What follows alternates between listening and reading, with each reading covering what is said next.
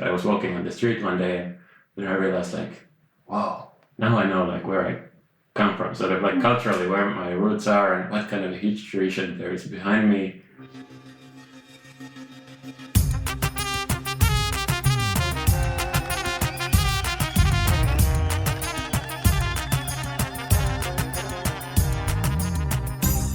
Welcome back, Assyrian podcast listeners. We hope you've had a long, restful summer. Now we're geared up with lots of great stories to share and ready to kick off our new season. I'm Marina, and I'm so excited to join the Assyrian podcast as a co-host and to bring you episode 173 with Dr. Emil Anton. Look, I've always known that I'm Assyrian. It's never been a question in my home, just a fact. You may have a similar experience, but imagine for a moment that you didn't know and that a few key moments in your life led you on a path discovering the many layers of your identity. A couple years ago, my husband sent me a link to a newly published book in Finland with a title that translates to The Land Between Two Streams. The thoroughly researched book talks about the religious roots of ancient Mesopotamia and modern-day Iraq.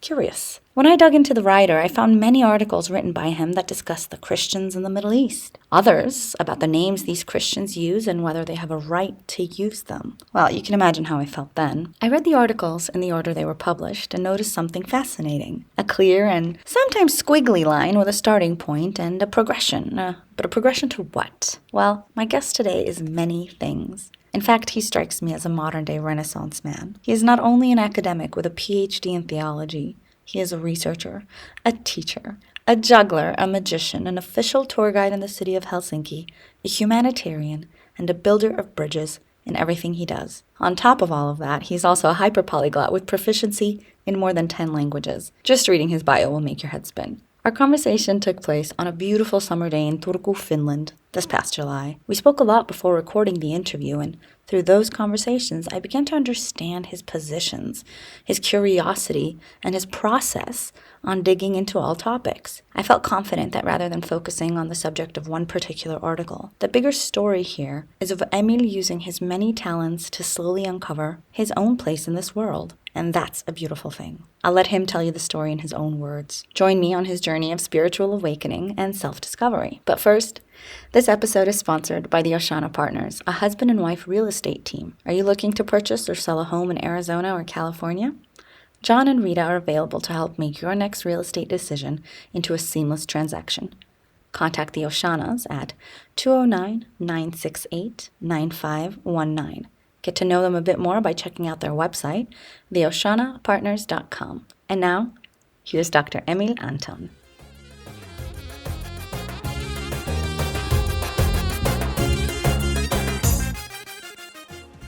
Emil Anton, welcome to the show. Thank you very much. Thanks for making time for us. We're excited to talk to you. I'm excited about this too. I think most of our listeners maybe don't know of you, and I'd like to have them get to know you first. So give me your bio, your childhood, anything you'd like to share. Okay, right. So I was born in Finland. We are recording this here in Finland at the moment, and my mother is Finnish, and my father is from Iraq. My father came to Finland in the 80s, thanks to my mother. Oh, really? Whom he met in London. Yeah, so my father was studying there, and my mother was an au pair. And they met there, and then love brought my father into the cold Finnish winter in 1983 into central Finland at a time when there were really not many foreigners in Finland, like immigrants or such. What town was that? That was near Jyväskylä, central Finland, yeah. So they lived there, and then they eventually moved further south to the capital city area where I've grown up.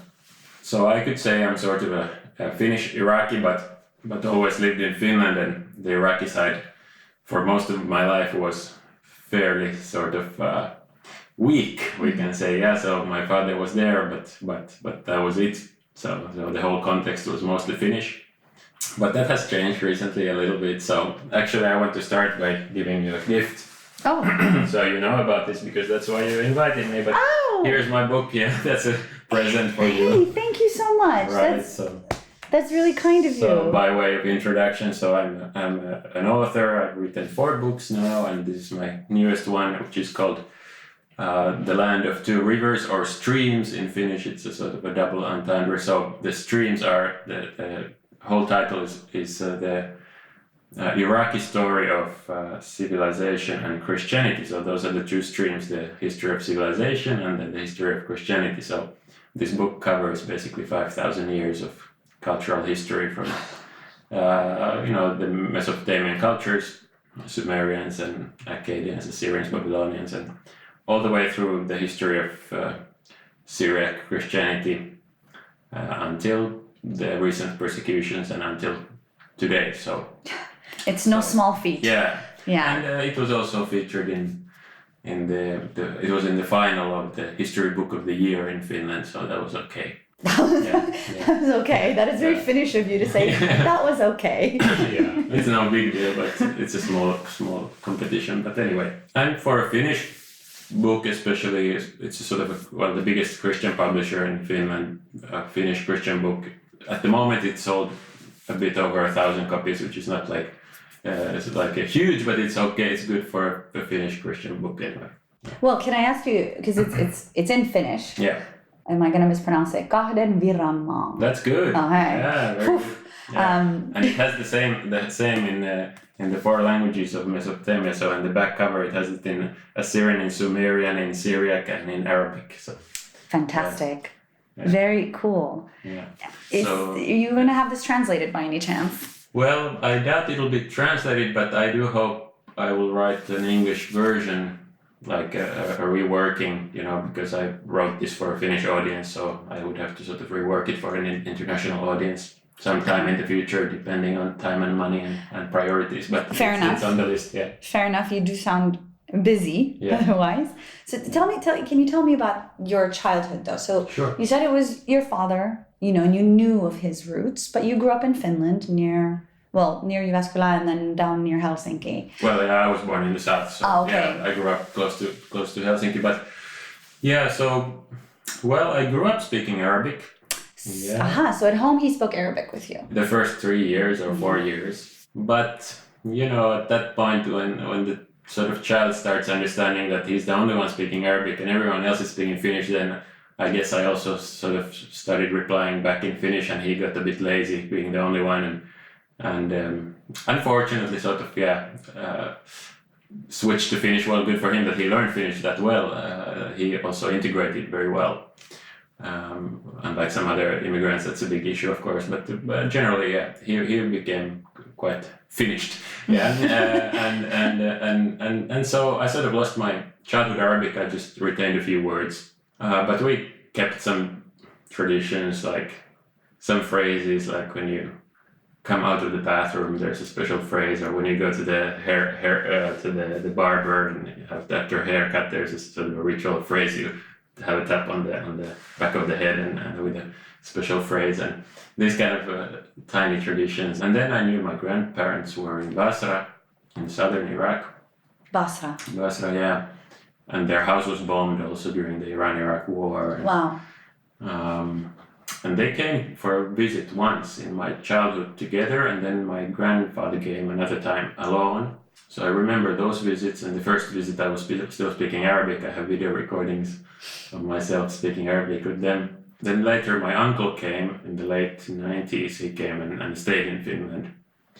And then after the chaos started in Iraq, after the Iraq war, then my aunt and my grandmother moved to Syria and then eventually to Sweden. Wow. Yeah, and my grandfather died in Iraq, so that's basically my closest family. I have some distant relatives over there in Iraq, but no contact with them. So my family circle, Iraqi circle, is very small. So it's just my aunt and my uncle and my dad. And of course, I grew up listening to a lot of Arabic when my dad would speak with them on the phone, and I would also sometimes speak with them on the phone. It was very expensive, and we knew that Saddam's men were listening, and there were certain topics you couldn't touch upon. And then the best thing was the food packages we would get every now and then from my grandmother, and especially the dates. Oh yeah. Yeah, and some other special food items. But yeah, so those were sort of the few contacts I had with that world. Yeah. Yeah, and I knew it was there, but yeah. But it makes sense that you say at some point you realize, oh, you're different than your friends perhaps, and you adjust, and obviously you have your mother who's speaking in Finnish. Yeah. So did you? No, but I felt I was fully integrated. Like it was very rare that somebody might know. I think they generally sort of knew my half Iraqi background, but it was very rarely any kind of issue. Like I just remember maybe 2 times in my whole childhood when someone would even sort of raise it in a sense that I could perhaps interpret as a bit of bullying, but I mean very very light. That I had no trouble generally speaking. I was just like any other friend in the class. And, oh, good. Yeah. Good. At which point did you unearth or discover that by being Iraqi, that there was a bit more, perhaps, to your dad's Iraqi story? Right. Yeah. That's a good start. I think it was 2007 when I got to visit my grandmother and my auntie in Damascus. Oh, okay. So you went to Damascus. That was my first time in the Middle East, and wow! So I was 21.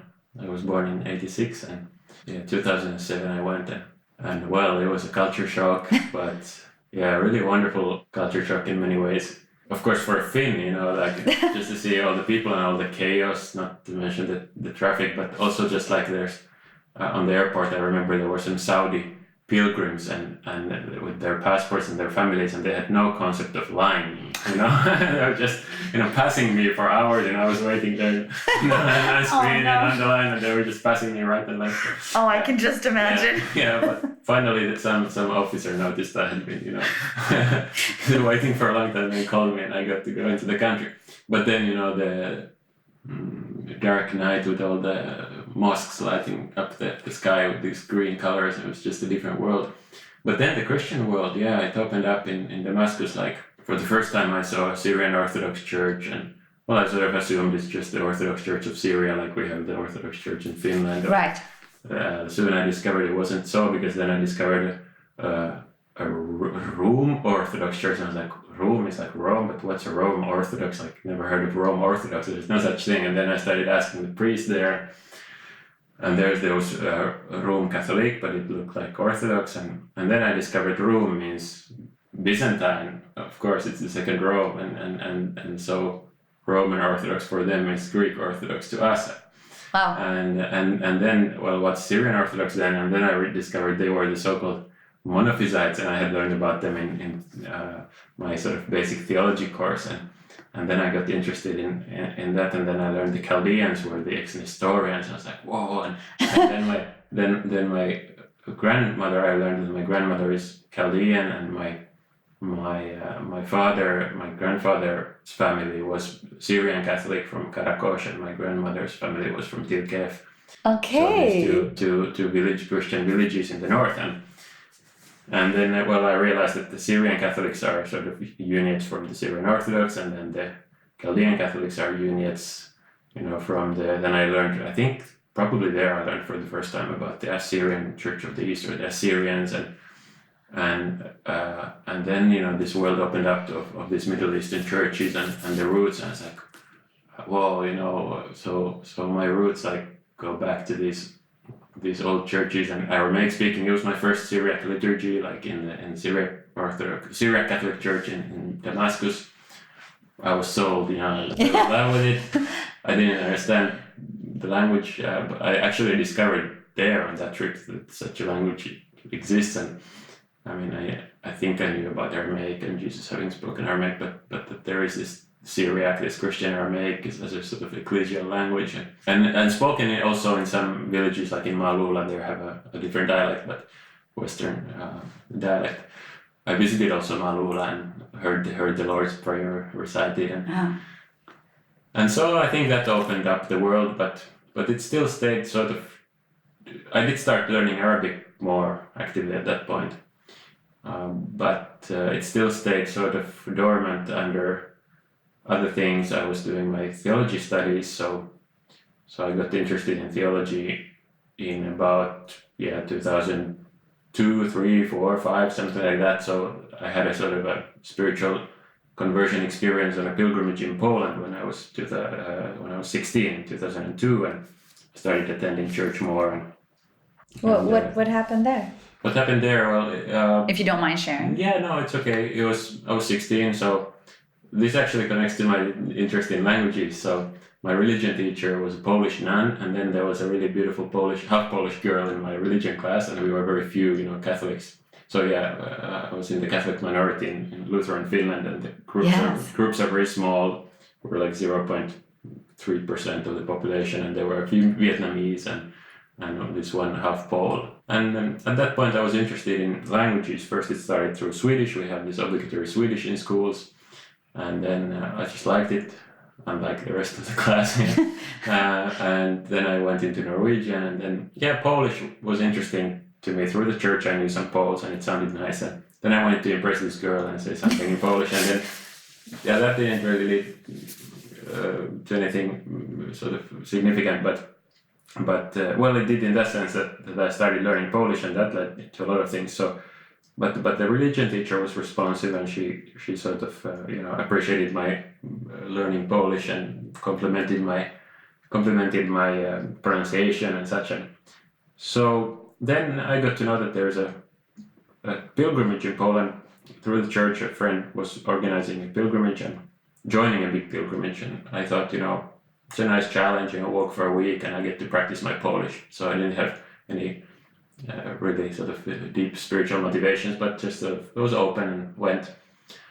And then, I got to know the Catholic world for the first time, like the world of spirituality. I hadn't really known what, liturgy of the hours, vespers, or these kind of prayers, or adoration, like Eucharistic adoration. It was the first time I attended such things in my life, and there was a lot of joy. There was a lot of young people, 2,000 people. They were all singing happy songs, not like these boring church songs, but happy songs and joyful songs. And then at this adoration, I just felt a sort of touch of God's love, I would say, something like, I'm loved, this is good. And then I got an inner sort of conviction also to go to confession and start. I just loved the liturgy. The Mass was really beautiful. The Polish Dominicans, they sang like angels, and it was just beautiful. So then I found myself wanting to go to Mass even, during the week. And so it started something like an inner conversion. It started, and it also then later had to do with moral life and such. But the point is I started being more active and wanted to know more about the faith. And a lot of things happened, but I found a person who would give me a sort of theology course. And from that course, I remember the most interesting thing for me was the Christology, like Christ is one person and two natures, and then there were these heresies, the Nestorians and the Monophysites who had it wrong, but I didn't know they still exist like this. I mean, anyway, those were a bit caricatures, the false positions, but then later discovering these churches that still exist from those times, from the 400s, and then also the unions, and that I still carry this heritage. It was really, really fascinating. So these things converged, kind of. Yeah, they all converged.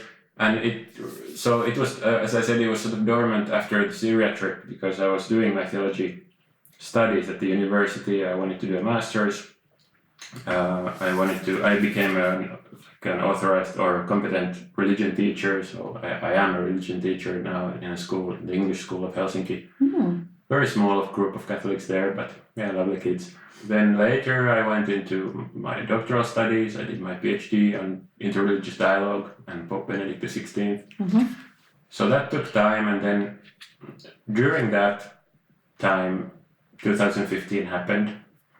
And 2015 means the refugee crisis in Europe. Yeah.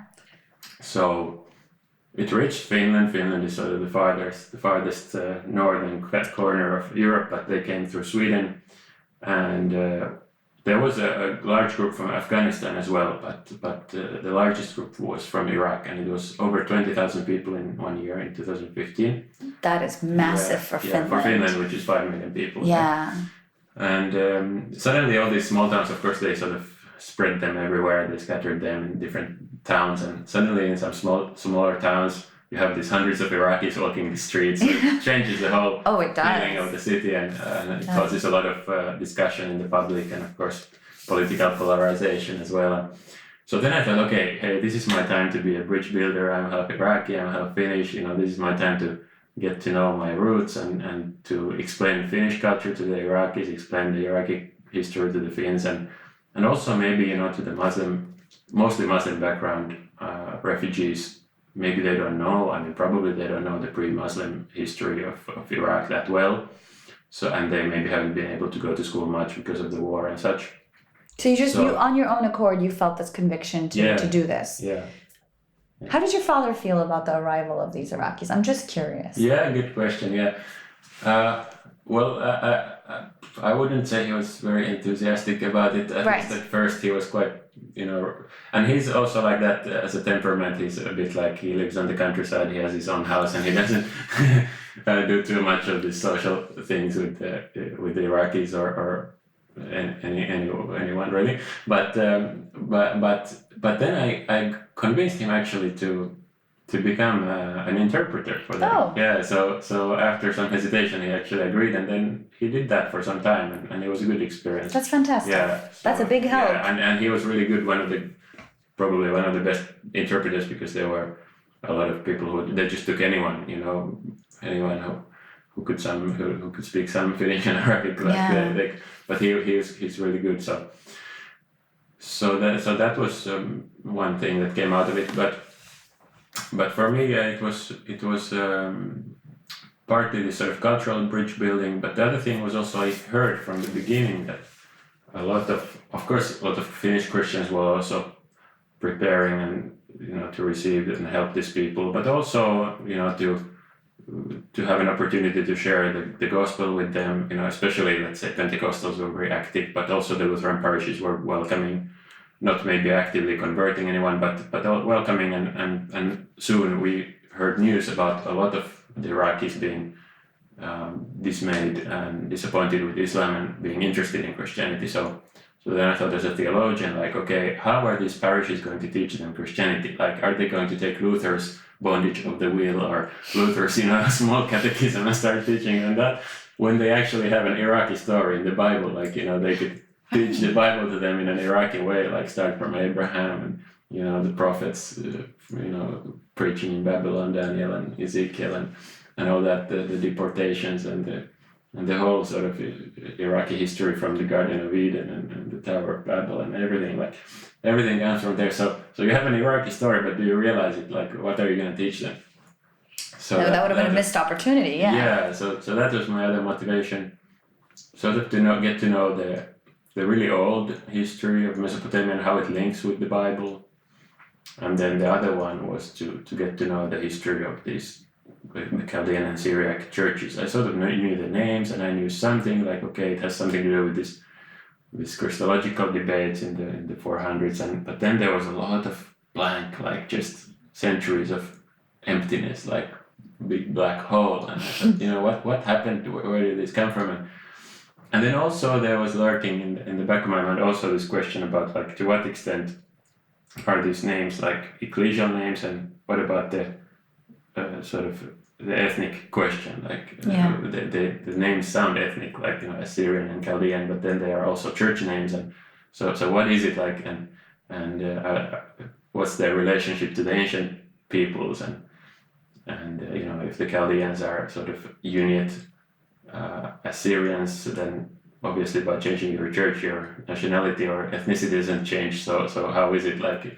And so that was something that was unclear to me, and it was a big adventure delving into those topics as well, and many big discoveries. Was that you just in your interest in religion and theology? Yeah.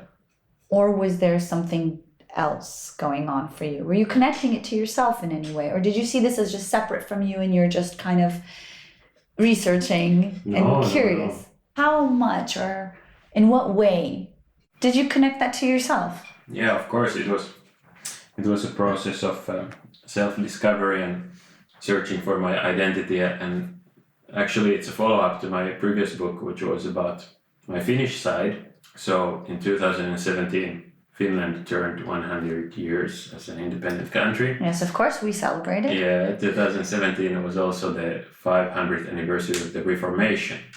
And Finland has a medieval Catholic history, about 400 years, and then after the Reformation, about 500 years of Lutheran history.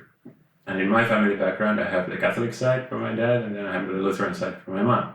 So I thought, okay, this is a good idea to combine these two, Finnish independence, Finnish history, and then the Catholic Lutheran side, from the Reformation anniversary. So then I wrote a book in Finnish about the Finnish history, starting from the 1100s, when the written history starts with the coming of Saint Henry, our patron saint, and then went through every century, sort of told some stories from every century, and no big deal. Went through every century. Yeah, and wanted to really search for my identity as a Finnish Catholic. Like, what is it to be a Finnish Catholic? Obviously, if you want to be a Finnish Catholic, you have to take into account the Lutheran history also, and I have that in my family too. So it was like, what is it to be? It's kind of, we can say, Lutheran Catholic Finn or Finnish Lutheran Catholic or something like that. Yeah, where are the hyphens? So that was my first project, and it definitely also shaped me. And I searched for all this and found a lot of spiritual treasures and interesting historical stories, and then when you learn them, then you have them for the rest of your life. They become part of your story also, and you identify with them in some way. And then when this Iraqi opportunity came, then I thought, okay, this is perfect. I know I have this Finnish Catholic Lutheran side, story, but then I also have this Syriac Chaldean story from my father's side, but now I don't really know anything about it, so now it's time to find out about that. And definitely, like, a whole new world opened up to me, and then I realized at the end of, actually close to the end of the book project, I was walking on the street one day, and then I realized, like, wow, now I know, like, where I come from, sort of like culturally, where my roots are and what kind of history there is behind me, and where I can draw from, like, for the rest of my life. Like, I knew this whole... you gave me goosebumps. Yeah. Okay. Like I suddenly knew all these new names, like all these church fathers, for example, I had never heard about before. So I realized that there's a lot of texts unpublished, untranslated, unedited. Like, there's just, for the rest of my life, there's things to discover, things to do, things to, if I want to go into that, to translate and publish, but even the ones that have been already published, just to read them and make those treasures my own, the spiritual, historical, cultural treasures. So definitely, yeah, it took me to new places geographically and historically. And I feel like I carry now this 5,000 years old inheritance with me, and it's a tremendous resource, like, and potential. Absolutely, yeah, very interesting. Yeah. And you've from then finishing your PhD, publishing your books, this has kind of become a bit of an interest for you now, right? You write as well for Vatican News and other publications. Right. And at least a lot of the pieces that I saw, obviously I'm the Finnish ones I tried to translate, but the ones in English that I can easily access, there is a lot of talk about this particular part of the world, or the history of Christianity within the Assyrian population, or the Syriac church, or the Chaldean Catholic church, or anything. So are you going in that direction? Or is that just one limb of the things that you are working on? Yeah, well, both. I am a kind of a person who does many things, and I should mention to the listeners that you are a polyglot. Right. So you obviously have this interest in languages as well. Yeah, so on the way we were talking just today, I'm supposed to guide some Ukrainian refugees here in Turku, and I got to know about it yesterday, so I decided yesterday I have one day to learn Ukrainian, so let's see how it goes today. But yeah, so on the one hand, I continue with my research on Joseph Ratzinger, Pope Benedict, so that's one area that goes a bit in a different direction. I also continue my interest and research in Finnish Christian movements and spirituality and history, so I haven't abandoned those. But this is the most recent project, and all the discoveries I made, I also wanted to share with the public in the English-speaking world. And as I said, I hope to write an English version of the book. I have a summary in my academia.edu. I can definitely link that in our show notes. It's just 9 pages. But then, when the Pope went to Iraq, I thought this is my perfect opportunity, to share what I've learned. And I already collaborate with Vatican News Finnish, which is very small, so I'm just the only Finnish collaborator in the Nordic section. So I translate some news every week or write news of my own, like if something's happening in Finland. Or I wrote about the Symposium Syriacum in Paris, so the Syriac Symposium. Which was recent. Just recently, yeah, in July. Yeah, so I can write, I can translate, but it's in Finnish. But then when the Pope went to Iraq, then I thought, okay, I might have some knowledge that the usual English editors of Vatican News wouldn't have about the Middle Eastern churches, so I offered to write a couple of pieces on the background of the Iraqi churches, and they accepted.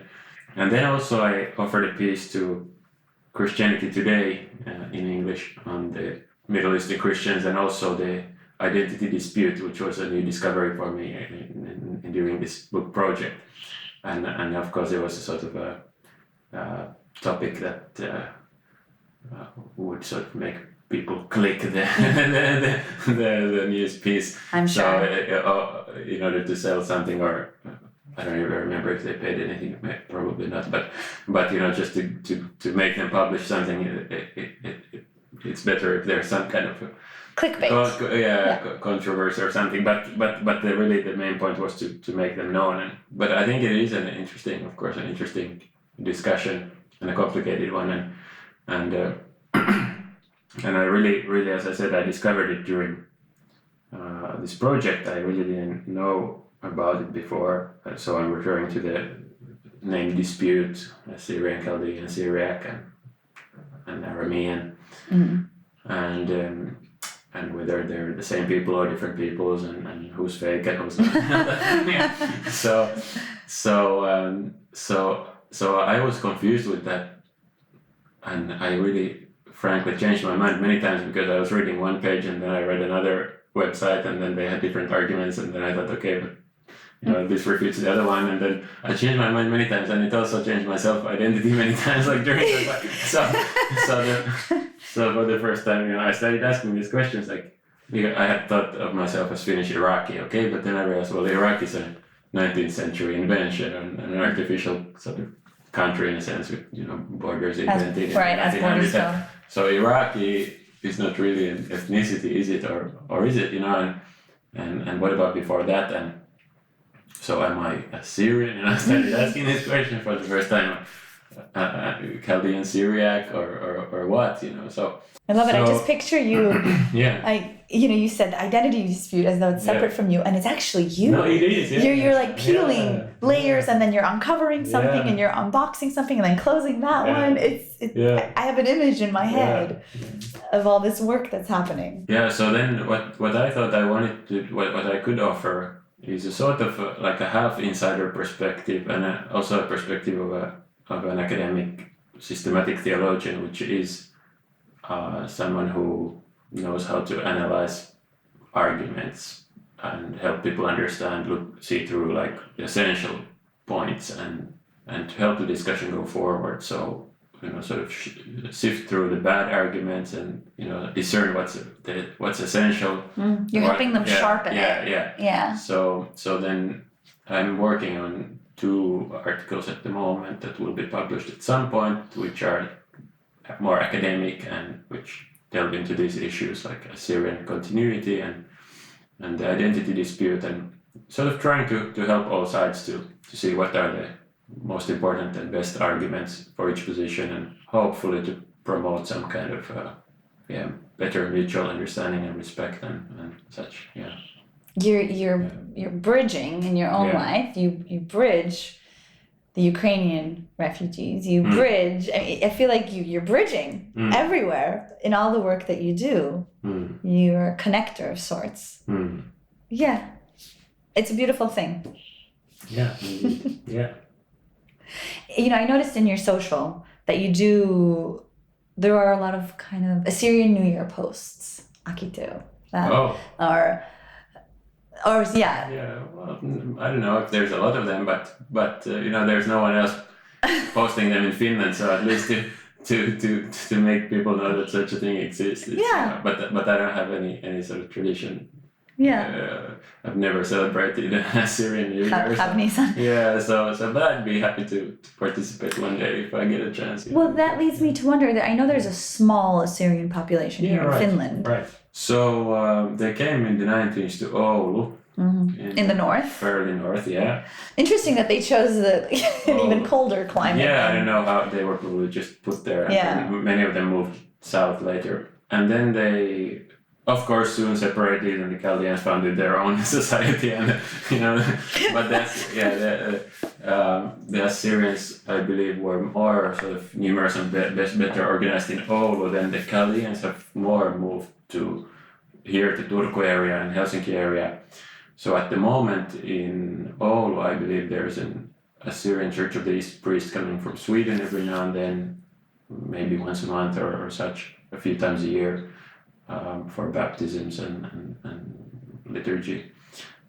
And in Helsinki, there is a Chaldean Catholic priest coming from Norway once a month to celebrate. And I do go sometimes to that Mass, which is sort of publicized on the parish website as a Mass in Aramaic or Arabic, or usually it's a mix of both. So sometimes I've been going to those Masses and I do enjoy it, but as a sort of at best half insider or 1/4 insider, I'm more of an outsider in that community. Like my Arabic isn't good enough, and my Surat is still sort of almost non-existent. I'm a beginner. I want to learn it, God willing, one day. But you've greeted me with Sam. You have. Yeah. So I don't really know many of those people, and I don't feel very much part of that community. But I do feel in a way at home going to those masses. I feel like I'm entitled to go, and I in a way. Yeah, and some of the people there know me, and so, yeah. About the Assyrians in Oulu, I've only met one of them once for a talk, and my book was reviewed on this. They have a Finland Assyria Association. Yes, I have tried to. On their blog, they reviewed. There was an Finnish Orthodox priest who reviewed the book on their blog. Yeah, but I haven't really been in touch with them. Yeah, it's far away. Yeah. But I'd be happy to.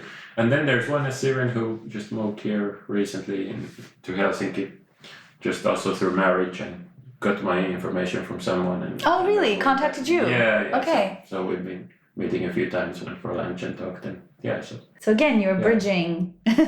Somehow you were creating. Yeah, and actually it was nice. He's an Assyrian who belongs to the Chaldean Catholic Church, so his roots are also in Urmia, in Iran, and he moved from the States. Romel Georgis is his name, and he hadn't been a very good Catholic, we can say, in his own words. But when he came here, to this land with very few of his people, then we went together, like to the Chaldean Mass, and he didn't understand any of the Arabic, but at least the words of institution, the consecration of the Eucharist was the same. And he told me after the Mass that he was moved, to like really moved, and he said he had to come. Like he's around 50, he had to come to the other side of the planet to appreciate his roots and his heritage. And he said that then he started reading the New Testament for the first time, like reading through it on his own. And he said he's now like becoming like a theology sponge, So there's another sort of nice instance of bridge building between Assyrian people and then theology. And so well. Within your family, how has this been, from your mom and your dad's perspective, how they kind of reacted to you being more interested in these particular roots and perhaps trying them on for size, these identities? Are they kind of like, okay, that's fine, honey, do what you like, or? I think they've been generally sort of, we can say, proud about the book project, and of course, and like positive about the things I've achieved, and nothing dramatic. Very Finnish as well. Yeah, you could say so. But my dad read the book, which was a big thing because he doesn't really read books, and especially reading in Finnish, so that was nice. No, of course. Of course he was. Yeah, and then my brother and sister, they've also been a bit slow, but they have started reading it, and they are in the process, And my brother just visited the Ishtar Gate in Berlin just a few days ago, and I told him he was on a road trip in Europe already once before in Berlin. He missed it, but this time I said you can't miss it. So you're right. So he sent a beautiful photo from there. Oh, very. Yeah, and my sister sent me a message like, wow, what a history of Iraq. I had no idea. She just read the introduction of the book, which is an overview of history. Like, wow, I knew almost nothing. Well, it's the same with me. I also didn't know almost anything. Like, even these big names like Hammurabi or Nebuchadnezzar, I had heard them, but could I have really placed them in Iraqi history? Like what century and what place they were in, and so probably not. So, and most people in Finland, that it's amazing how little people know about Iraq. Like they don't know what language they speak there. Nothing. My father has been told like, how can planes land there if it's all sand? Well, we have special planes for the sand. That's the answer. We like to end with a particular question. Okay. We've got lots of listeners all around the world. Yeah. A lot interested in Assyrians, of course. Yeah. Is there anything you'd like to tell them? I guess my heart goes back to the experience in Poland, that has been so important to me, that set me on the path of learning languages and becoming interested in the church and then discovering my roots and so on. So that experience was just, I'm loved, God loves me, and so I guess that's the first thing to say, so you're loved, and then go on from there. Yeah, discover your past, your roots, your heritage, share it positively. Don't waste time, bashing others and such, but understand others and just share the joy and share the riches. I guess that's it. That's wonderful. Thank you so much, Emil. Thank you.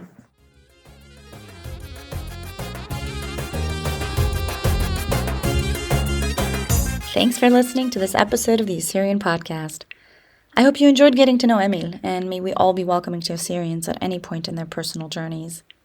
If you like what you're hearing, please subscribe and review us wherever you listen. You can also help us by spreading the word about the Assyrian Podcast to your family and friends. And remember, dial 415-349-3845 and leave us a message. Or email us at info@assyrianpodcast.com with your name, location, your favorite episode, and why. Thanks so much, and see you all next time.